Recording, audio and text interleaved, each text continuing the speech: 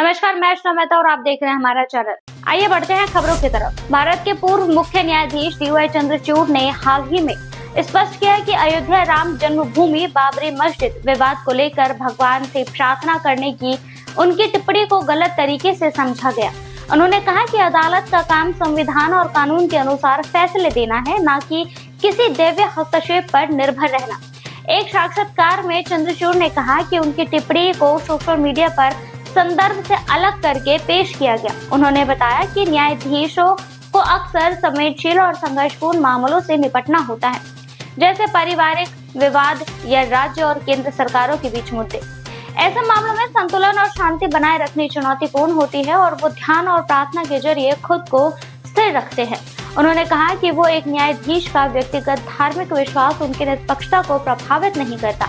न्याय करने की क्षमता इस पर निर्भर नहीं करती कि न्यायाधीश आस्तिक है या नास्तिक। न्यायालय में सभी धर्मों और आस्थाओं का समान सम्मान और निष्पक्ष व्यवहार आवश्यक है।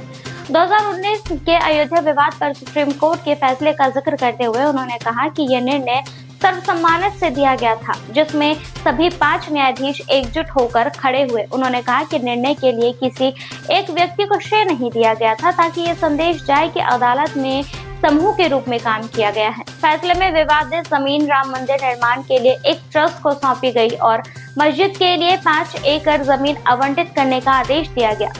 चंद्रचूड़ ने इसे भारत के सामाजिक ताने बाने को बनाए रखने के लिए एक संवेदनशील और ऐतिहासिक निर्णय बताया।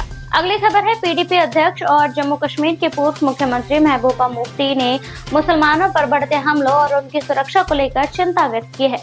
उन्होंने कहा है कि देश के सबसे बड़े अल्पसंख्यक समुदाय को अभूतपूर्व खतरों का सामना करना पड़ रहा है। मुफ्ती ने आरोप लगाया कि मुसलमानों की गरिमा, जीवन, आजीविका और पूजा स्थलों पर हमले हो रहे हैं, जो संविधान में दिए गए समान अधिकार और सम्मान के सिद्धांतों के खिलाफ है। उत्तर प्रदेश के संभल में एक मस्जिद के सर्वेक्षण के दौरान 4 मुसलमानों की हत्या का हवाला देते हुए उन्होंने इसे अल्पसंख्यकों के दमन का उदाहरण बताया। यह सर्वेक्षण ये जांचने के लिए किया जा रहा है कि मस्जिद के नीचे कोई हिंदू पूजा स्थल तो नहीं। मुफ्ती ने इसे धार्मिक स्थलों की यथास्थिति बताए रखने के लिए सुप्रीम कोर्ट को निर्देशों का उल्लंघन बताया।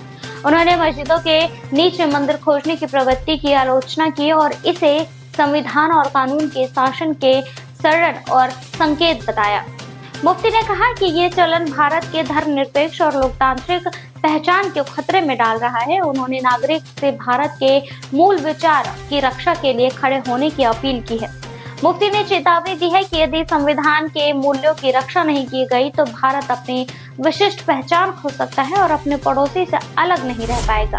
अगली खबर है, महाराष्ट्र विधानसभा चुनावों में महायुति की प्रचंड जीत के बाद मुख्यमंत्री पद को लेकर असमंजस जारी है। मौजूदा मुख्यमंत्री एकनाथ शिंदे ने इस्तीफा दे दिया है, लेकिन भाजपा के नेतृत्व वाला गठबंधन अब तक मुख्यमंत्री के नाम पर अंतिम फैसला नहीं कर पाया। भाजपा नेता देवेंद्र फडणवीस को मुख्यमंत्री बनने की वकालत कर रहे हैं, जबकि शिवसेना विधायक शिंदे के समर्थन में है।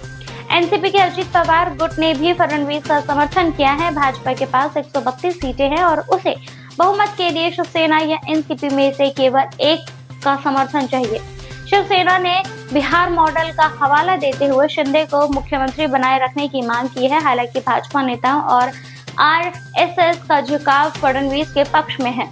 विपक्ष ने भाजपा पर जनता की अनदेखी का आरोप लगाया। कांग्रेस नेता नाना पटोले ने दावा किया है कि देरी का कारण भाजपा के राजनीति स्वार्थ है। शिवसेना और भाजपा दोनों ही अपने केंद्र नेतृत्व के फैसले का इंतजार कर रहे हैं। ये निर्णय महाराष्ट्र की राजनीति में आने वाले वर्षों के लिए दिशा तय करेगा।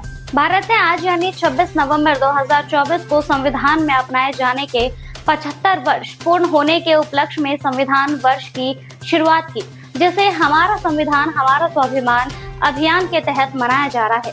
राष्ट्रपति द्रौपदी मुर्मू ने संसद के केंद्रीय कक्ष में दोनों सदनों के सांसदों को संबोधित करते हुए इस ऐतिहासिक अवसर की शुरुआत की। इस दौरान संविधान के 75 वर्ष की यात्रा को समर्पित एक स्मारक सिक्का और डाक टिकट जारी किए गए। साथ ही 2 पुस्तकें भी लॉन्च की गई, जो संविधान के निर्माण और उनकी यात्रा को दर्शाती है। राष्ट्रपति मुर्मू ने संविधान के मूल्य, खासकर समाज के कमजोर वर्गों के लिए किए गए सरकार के प्रयासों की सराहना की। उन्होंने कहा कि आज भारतीय समाज के हर वर्ग को बेहतर जीवन की सुविधाएं मिल रही हैं। साथ ही उन्होंने संविधान की भूमिका को न केवल भारत बल्कि वैश्विक मंच पर भी महत्वपूर्ण बताया। राजनीतिक प्रतिक्रिया में कांग्रेस सांसद शशि थरूर ने समारोह को बहुत अच्छा और गरिमापूर्ण बताया, लेकिन विपक्ष की आवाज को भी शामिल करने की इच्छा जताई। राहुल गांधी ने प्रधानमंत्री मोदी की आलोचना करते हुए कहा कि उन्होंने संविधान को कभी नहीं पढ़ा। वहीं अरविंद केजरीवाल ने कांग्रेस और लोकतंत्र की रक्षा के लिए अपनी प्रतिबद्धता दोहराई। उपराष्ट्रपति जगदीप धनखड़ ने संसद में अनुशासन बनाए रखने की आवश्यकता पर बल दिया। ये समारोह संविधान के सिद्धांतों और लोकतांत्रिक मूल्यों की रक्षा करने की याद दिलाता है।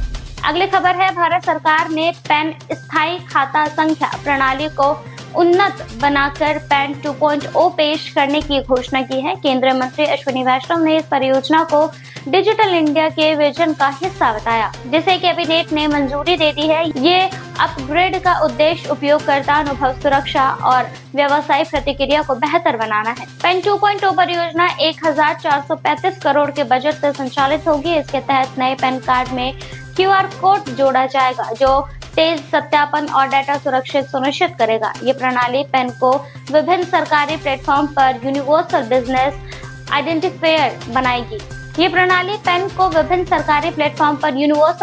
आइडेंटिफायर बनाएगी। साथ ही एकीकृत पोर्टल के जरिए पैन और TAN सेवाएं डिजिटल और कागज रहित हो जाएगा। ये परियोजना करदाताओं के लिए तेज पंजीकृत, शिकायत समाधान और पर्यावरण अनुकूल दृष्टिकोण प्रदान करेगी। मौजूदा पेन धारकों को नया कार्ड नहीं लेना होगा और सभी उन्नयन स्वचालित होंगे। पैन 2.0 से व्यापारिक अनुपालन सरल होगा, साइबर सुरक्षा में सुधार होगा और समय व संसाधनों की बचत होगी। ये पहल कर प्रशासन को अधिक पारदर्शी और आधुनिक बनाएगी, जिससे डिजिटल इंडिया का लक्ष्य और करीब आ जाएगा।